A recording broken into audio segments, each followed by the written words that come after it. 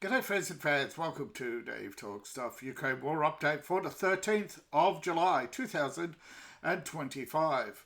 We're 3 and a bit weeks in, two and a bit to go, and we'll see the outcome of the latest offensives, and we'll start to see troop rotations, and whether or not we will see any positive movement towards peace.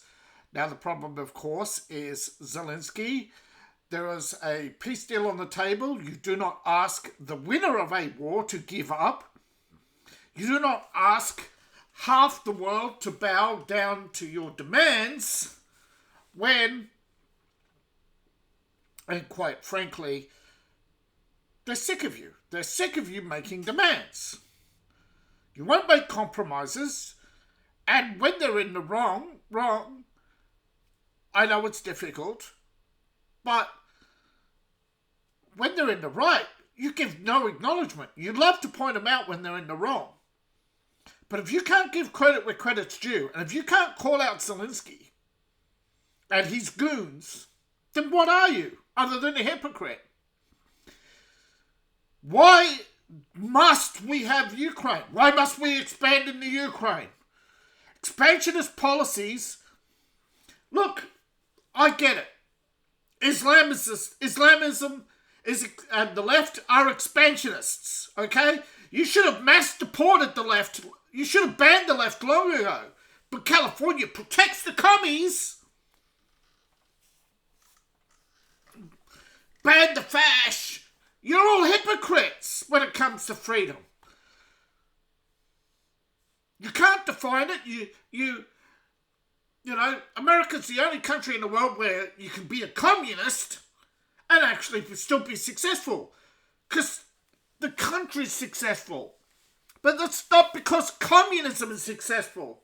But the lunatic left can't understand it. And I'm sick and tired of everybody defining academics as liberals. Because that is the mind, that dooms the kids. You've doomed the kids. Because you think you're brave and stunning, you know. Oh, I'm so freedom, I won't defend my values. Your enemies don't care about that. Your enemies exploit you.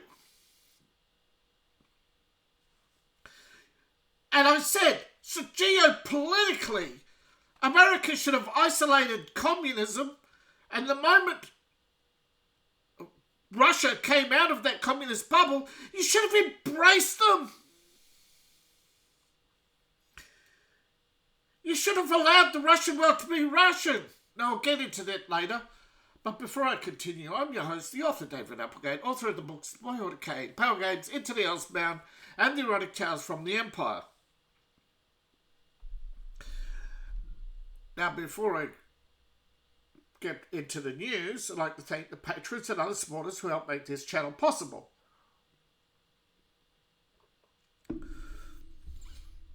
And invite you to join them through the links in my link tree. You can support me on Patreon, buy my books, buy my merch. All my links are in the link tree.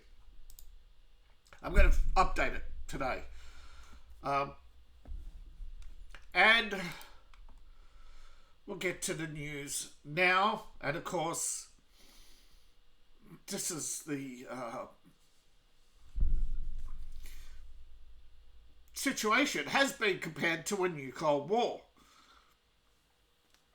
And of course, politicians love to play,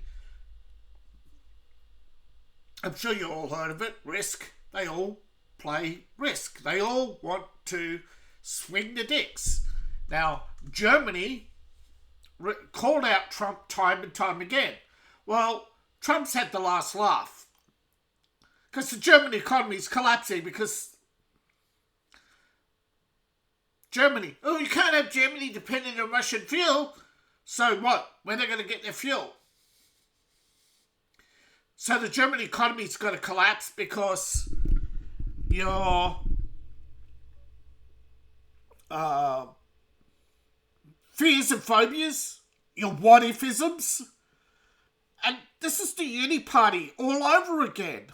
If the right can't clearly define itself as where it is, instead of always allowing the left to define what it is, you're always going to have this narcissist left calling you out for holding you to your values, yet you don't have any. Values aren't meant to be convenient. Values aren't meant to change for power. But that's what's going on. The right is often acting like the left, particularly on Ukraine. Now, this is slowly shifting. The support for Ukraine war is at an all-time low, 46%. Yet and yet the right still allows the left to drive your Ukraine war policy. Oh, Trump is dithering. Ordinary people stand on the brink. NATO must step up. They scream about freedoms being lost to so-called Russia, but not the freedoms you've lost with the Islamification of the West, where you can go to jail for a meme about Keir Starmer.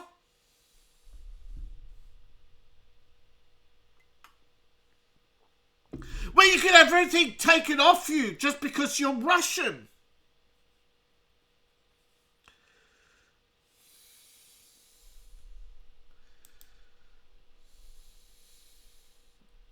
And a lot of people are looking back at World War II and saying, you know what? The people who lied about COVID, the people who lied about the Vietnam War, the people who lied about the Korean War, the Panama incident, sure, we're going to trust them on World War II now.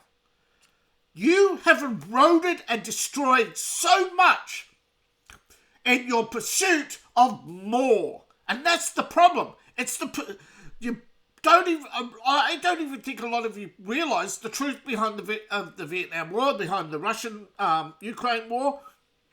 All these wars are about my economy and my global influence. Now, this isn't to say that, and this is the problem, the right does not get asymmetrical warfare. So when they see all these immigrants, they go, let's not be racist. And suddenly the left, seeing themselves losing elections throughout the 60s, suddenly go, we're the party of multiculturalism. And rug pulled that from the Republican Party very quickly with LBJ's New Society. And what happened? Look around you, folks. You're living in the New Society. And you got what you wanted. Biden and all these others for years warned you. And then and this is the reality. Because it was Biden, you shoved it under the bus. And now, instead of, I think a lot of people realise now, instead of demonising Democrats, we should have been pulling them to our side. Exactly. Let the Democrats be demons, because that's what they are. But demons, and it's even in the Bible, demons ultimately reform themselves. Okay? So when they reform, you should have embraced them and said, great, look, I get you're a demon, but you're not going to be you're not going to be a crazy, right? You're not going to, it's hard to explain. But the concept of a demon wasn't an absolute evil until modern politics. Our ancestors had more nuance. That's why we have more words. They created more and more words over time to explain things, to actually realise there were differences. But our language has been so simplified and pretty much watered down for the low IQ that huge is a cliche. Why can't you say massive? Because massive is different from huge. Yeah, big, large, huge, massive, right? But no, you use the word massive, no, say huge, and then you use huge, and then, you just can't please some people, okay? Even when it comes to describing the Ukraine war.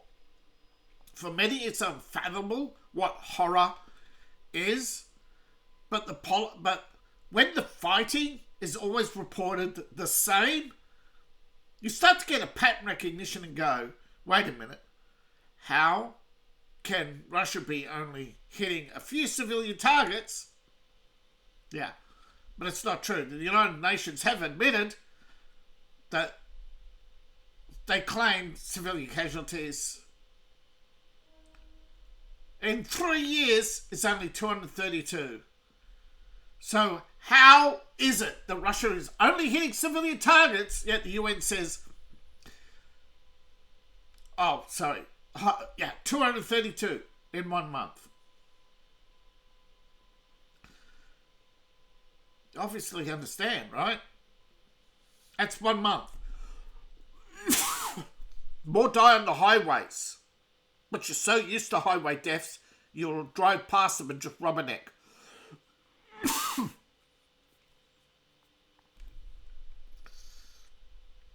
It is unfortunate, but the reality on the ground is Ukraine is constantly accusing Russia of civilian casualties, and the UN saying it's not as bad as Ukraine makes it out to be. And don't forget, a lot of these civilian deaths are factory workers. Now, all Zelensky cares about is more weapons, more war. Because he never suffers the consequence.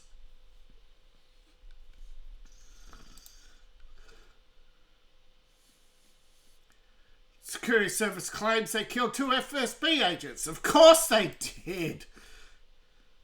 Because they always got to claim that they're stunning and brave. Alright, so 60 drones, we shot them all down. And then later it's going to be, they only hit civilian targets, comrade. Meanwhile, Russia continues. Now there's a little bit of advance in the buffer zone here. Nothing really going on here or other areas of the north. But there is fighting. There is attempts to break out of this. Attempts to break the siege of Kupiansk without, what would you say? With the resources they've got, without further allocations. It's the same across the front. We've not yet reached the point where the Russians have sent in additional troops, began the rotations. We're almost there. Every 6 weeks, troops are rotated out, but it's a process. They don't all immediately leave. In fact, for the first... So at the end of the month, you'll hear about more troops. They will arrive, and then slowly once units are reorganised, those who've ticked their box will be sent one by one every few days. One more will go back to the second, and those on the second line will go back to the third, while those on the third go to the second, and those on the second go to first. So it's a rotation. And amongst that rotation are new troops. They arrive. When they arrive, they start on the third line, and then they move up. So the 6-week schedule is every 2 weeks, a line has completely, every week. By the end of 6 weeks, the entire front line has been replaced by the second line. The entire second line's been replaced by the third line, and the third line's been entirely replaced by new arrivals. And they undergo roughly 6 weeks of training. So they're all not there at the same time. They arrive in stages as well. So from the staging areas. So the people spend about a month to 6 weeks in an orientation. Then they spend about 6 weeks on the third line. Then it's 6 weeks on the second line, and 6 weeks on the front line. So So you'll have a 6-man squad, every man arriving at different points and every man leaving at different times. But the reality is, they fight, and occasionally the second line will join the first line on a major push, and then, yeah. And that's what you have here. Whenever you hear about, whenever they get to a town, when you see there's a lot more activity than you'll see in the, whenever you see advances, you'll know, right? And there's no real announcement. But what you do see is what I said here before, that in order to circumvent this, that they'll go through here. I'll probably lay siege to this and fill in behind here, cutting these off.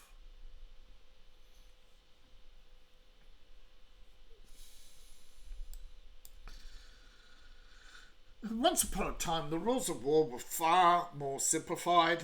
If you laid siege to a town after a certain amount of time, usually with 6 weeks, this is where the 6-week rotation comes from.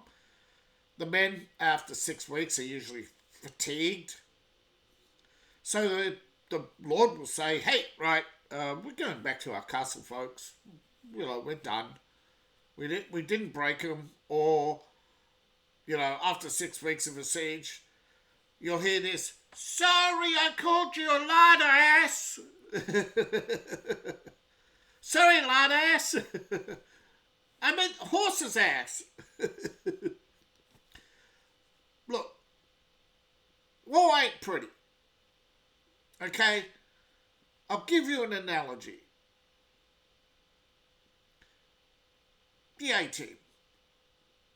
A TV show about a fictional combat unit. And the 4 guys in that TV show always appeared to be the best of friends. Congratulations. They're good actors. They convinced you that they were friends. They convinced you that they had an amicable relationship. That was the best acting that any of them ever did. Not on screen. In real life, they pretended to be friends. They were professionals and got along because that's what professionals do. But then George Papard, who, for whatever reason, decided, well, once upon a time I was an actor on the movies. I should be paid more. I should be centre stage at all times. Whereas the rising star, Mr. T, would say, you hold me back, man. My fans want more of me, man. Oh, you got to give me more screen time, man. And they took it off Picard, they. But the on-screen dynamic was always smiles, so you thought this was an amicable thing. But in reality, there's friction, there's tension. Now, the reason I bring this up is not because it's in recent history. There was a recent documentary about the TV show and about the post-careers of them, because I've seen it, yeah. A lot of the changes made may have upset the actors at the time, but they look back and realise that it was for the best, that Mr. T should have got more time, that it unfortunately came at the cost of the fact that being an ensemble, they should have been given equal time, or at least time appropriate to their character, and if their character's going to do something, it shouldn't be, hey, Face, go do this. And Face makes a phone call, but then that's it. There's no real depth. There's no action. And moving on from that, the lesson here is that the Ukraine-Russian war was born out of that facade. Okay? In the 1930s, from 1883 to the 1930s, Ukraine underwent many revolutions. Even when the left was in power, they had revolutions and purges. They had the Holodomor massacre and many other massacres, not just during World War II. During World War II, they had massacres on both sides. Okay? After World War II, up until 1958, there were massacres in Ukraine. Okay? The relationship between Ukraine and itself is toxic. Okay? It is a toxic country that hasn't healed from its toxic relationship because everybody's pretending to be all smiles. And this is the relationship they had with Poland and Hungary and Romania and others. That's why none of them want anything to do with Ukraine. Okay? Ukraine was a hotbed of communism and, well, not even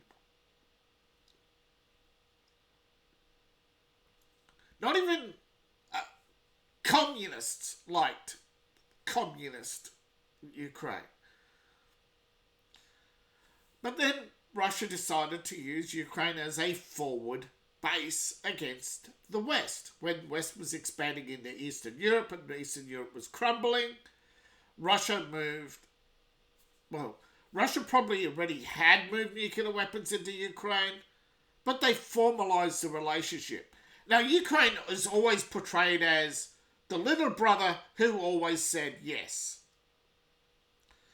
But you've got to remember, Russia came with suitcases of money. Russia was doing extraordinarily well, but instead of peddling its influence to build its economy, it was peddling influence by buying politicians around the world. So it's like the A-Team. 4 people who should have got along didn't. Despite having a common cause, they didn't get along because they each thought that they should be the senior partner, even though the elder statesman should have been the obvious leader. But everybody wanted to be the leader. Everybody wanted to be equal comrades. But some more equal than others. Ukraine always wanted the greater slice of the pie compared to the other little brothers.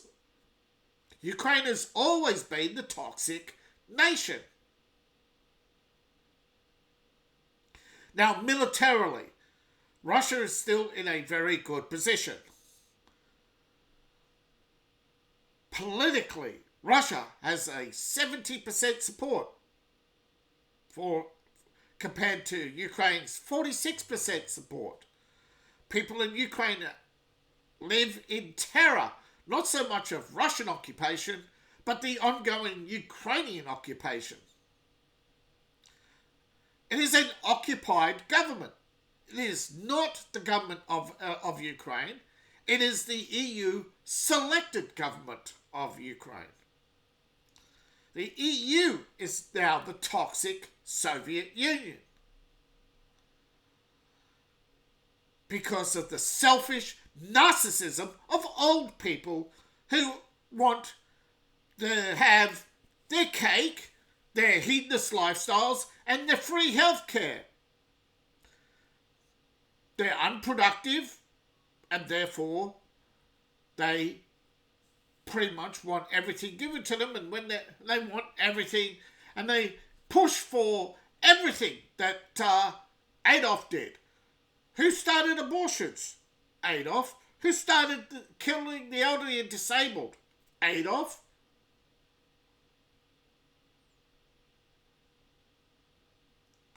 That alone was enough. Should have been enough to say, you know what? So, Russia had gulags, Russia had this, Russia had that. They should have banned communism a long time ago. All socialism should have been banned. But you had your unions and you wanted your good union jobs, but then you wanted your cheap goods. Those two can't be reconciled, just like you can't have your hedonist lifestyle and free health care. Because you just you have a pathetic health system because you keep bleeding it. And at the same time, you want all these doctors and trained specialists. So their education, you want your huge insurance payouts, but then you want cheap insurance rates. You want your economy to grow forever, even though that's impossible.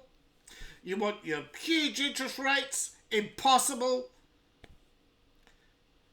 It's the impossible demand of the elderly that drive failure.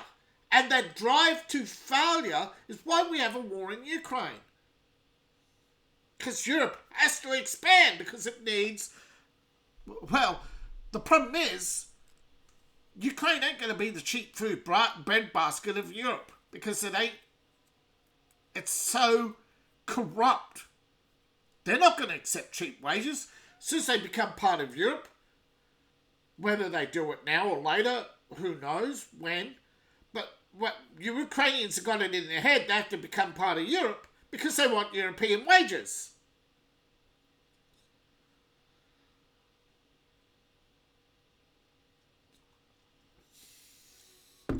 So there goes your idea of having a cheap breadbasket to leech off.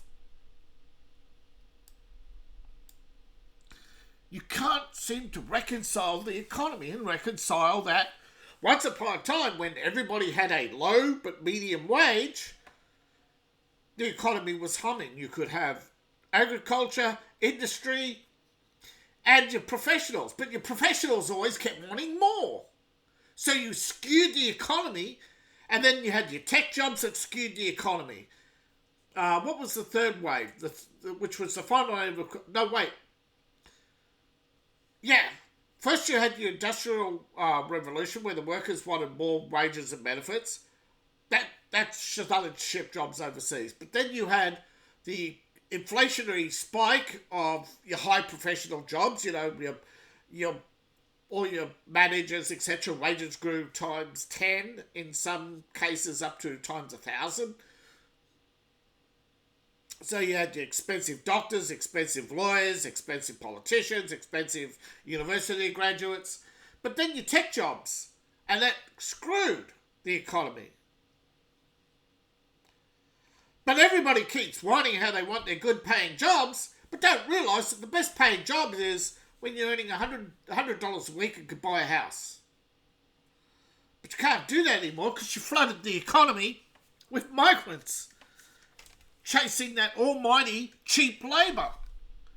And that's the only reason why Europe wants Ukraine, chasing cheap labour. Because the old folks decided that it's cheaper to have cheap labour brought into the country than to have children and train them themselves. Because education's too high.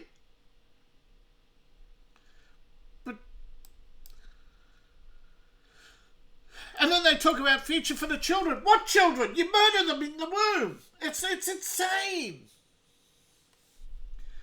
Some point, you've got to stop being selfish. But it won't happen. It's too late for most people. They will never learn. They will never adapt. They will always be frozen in that, but what's in it for me attitude. So, what's the point of trying to save people when they don't want to be saved? They want to be thieves. Now, I think the biggest advance today is here in the front. As I said, push through here. Absolutely. Cut all this off as I said they would. Same here. Push through here so they can cut all this off down here.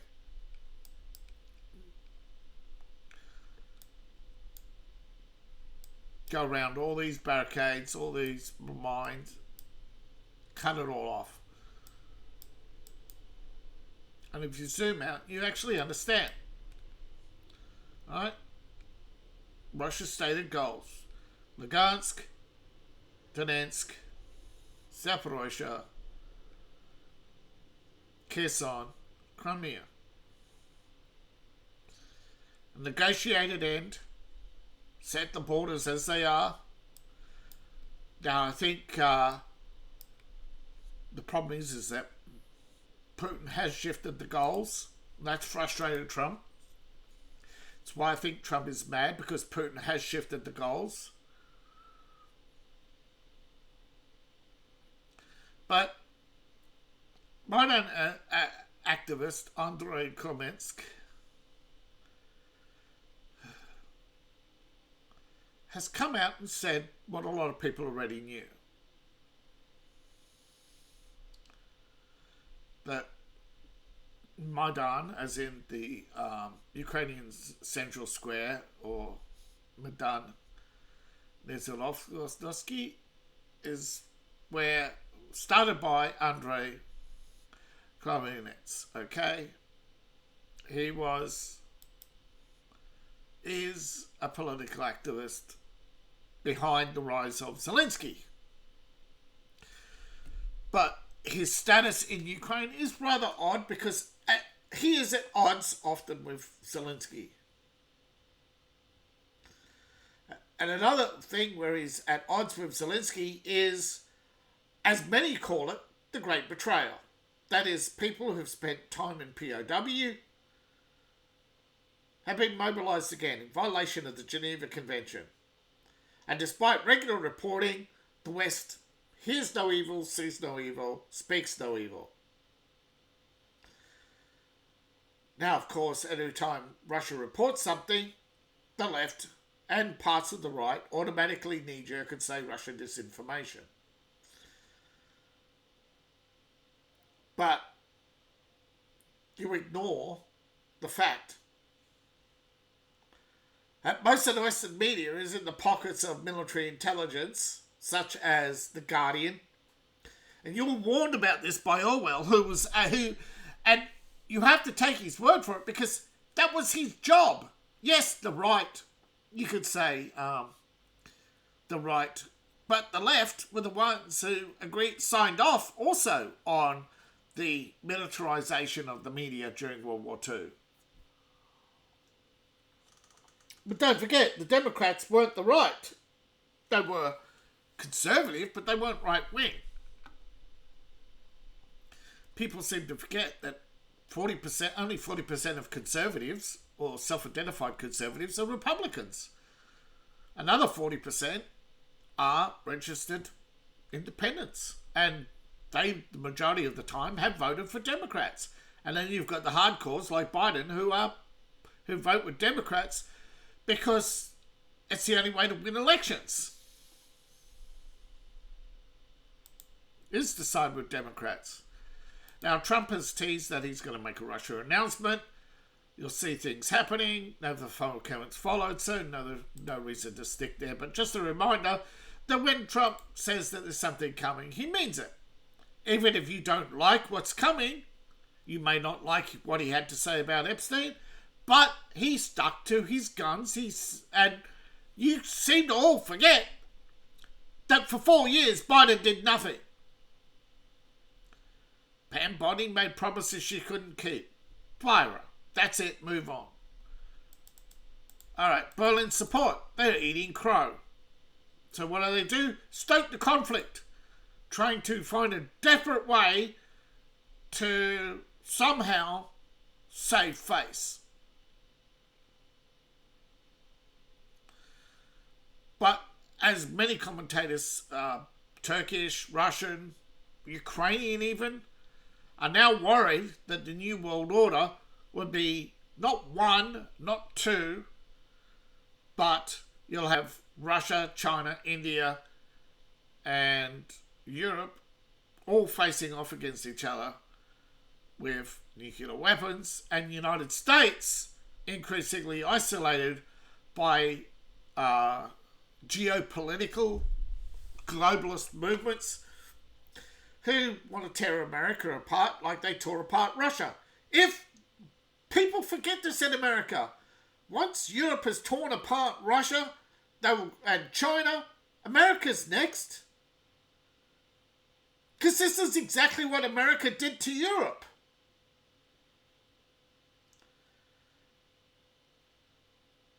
People forget that wars in Europe were stoked since particularly during the 1800s, stoked by foreign banking interests.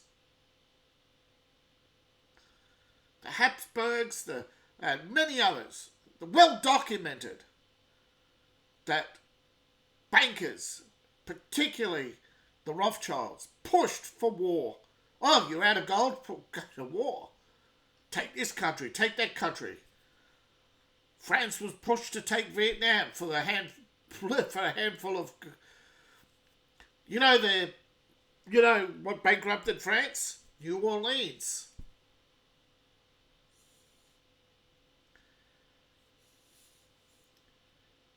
They had no idea about the resources, of course, and people forget central bank was created by John Lord, not by the Rothschilds. And the Rothschilds, they've lost over a trillion in clients. Their clients have declined. They even one of their own banks has gone bankrupt and was bailed out by one of the other Rothschild banks. One of them has retired and sold the name to a mysterious, because it's a private fund. I think people are stuck in one period of time and never adapt and never update their information. They stick to what they know, but what they know is outdated. And this is particularly with Germany. They're stuck in the 70s Cold War, where they're fighting both the Nazis and the communists.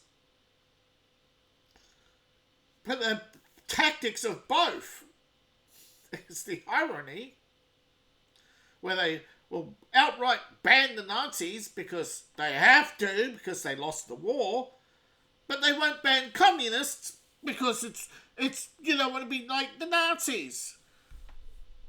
So they're stuck in that ideological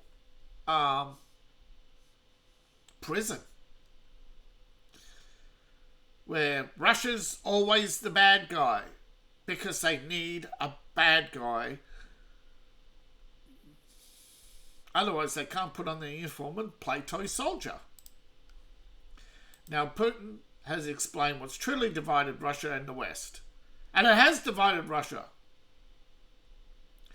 In the past, particularly, 25 years ago, in particular, when the Soviet Union fell, Russia wasn't well regarded, but they tried to reinvent themselves. So Western countries reinvented the rules.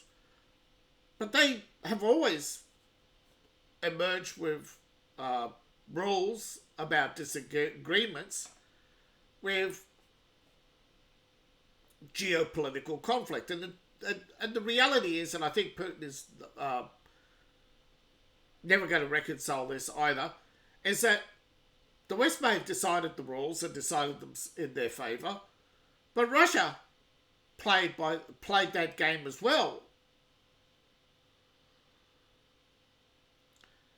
Now that Russia wants to assert itself as a sovereign power, one that's capable of defending itself, that's unacceptable to Europe because they want a global hegemony of...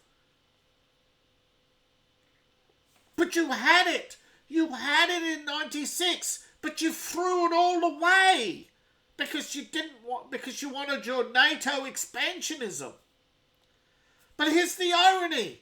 You would have had Europe and Russia united, but then America under Clinton said, no, that's too big, we have to break up Russia. But if you break up Russia and Europe takes it over, you still have the same thing that would have happened in 96. Except now this time it's all small states dominated by Germany and France. That's the problem. Europe is dominated by Germany and France, but Germany is dominated by France, and France is dominated by Algerian and Turkish interests. And England's controlled by India. India's your enemy. Modi goes to Moscow more than he goes to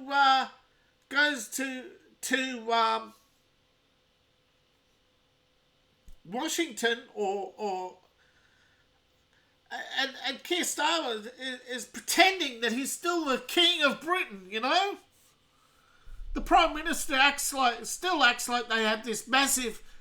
They don't even have Canada on their side. And Canada isn't Canada. Canada's the sock puppet of America and India.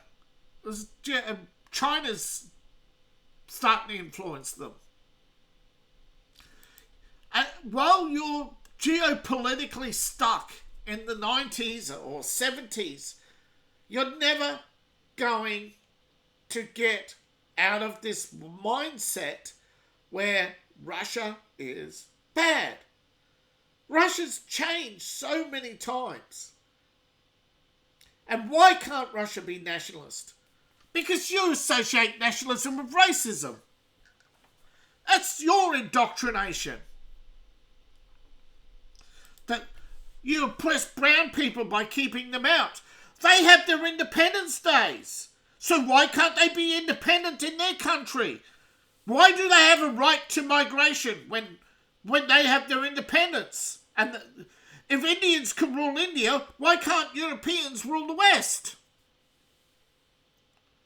Why must we have an Indian Prime Minister in England? Why must we have an India party in Canada? Why must we always pander to the brown people? Why? Because some leftard says, oh, it's oppression. Just because they say it doesn't make it true. I don't like Putin, but I can't disagree with everything he does just because he's Putin.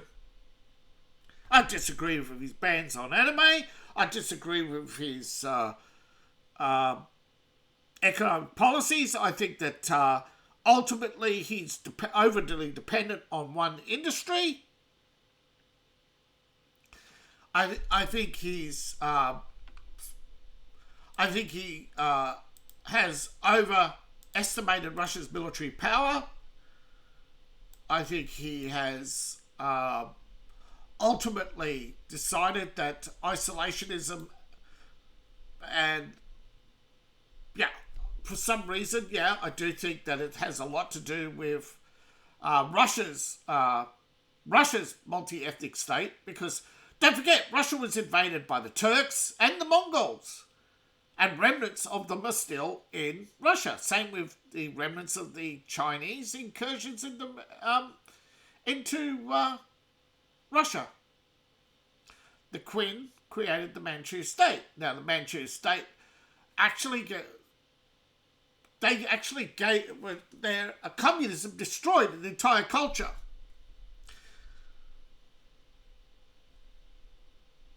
Now, it's not the only culture. Ukraine's culture is destroyed, and their post-war culture has been distorted by neo-nationalists who say they were fighting to liberate themselves from Russia.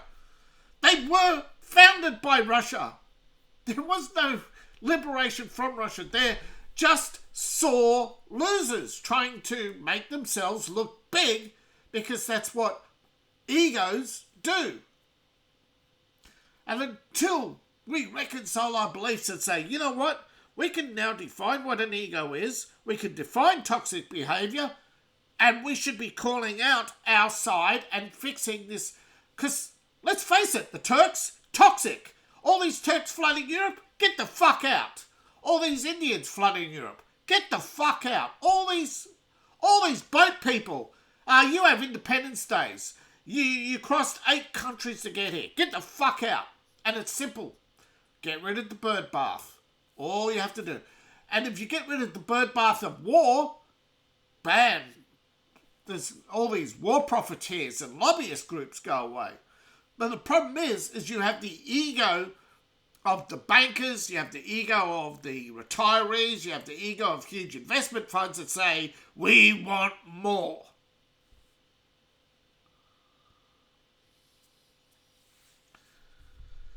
So until you have the idea of and eventually, no matter what you say or do, China and India are going to bury you. Even if Europe doubled its population tomorrow, it's going to take 50 years for Europe to rebuild its economy now. And it comes out to 100 years if they take Ukraine.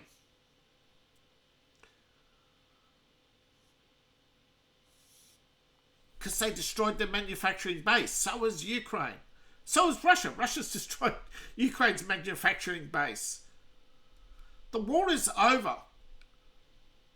And I think the only solution is for Ukraine to acknowledge that these territories should have had their independence recognised, because Ukraine fucked up in 2014. But Zelensky and his ego, Zelensky ran on the promise of peace. He didn't. He was going to honour the agreements with Russia. He didn't. How hard is that? But apparently, extremely hard for the left because their extreme ego and their extremist, selfish, must be my way. And the left have always done this throughout history. The left have always been the aggressor. The left are always the oppressor. And they always claim to be the liberator. Thank you for watching. Please like, share and subscribe, and please support the channel. To support the channel, check out the links in the description below. You can support me on Patreon, buy my books, buy my merch. All my links are in the link tree. You find it in the description below, in my profile, or scan the QR code on the screen. Thank you, each and every one of you. I value your support, and see you in the next video. Bye for now.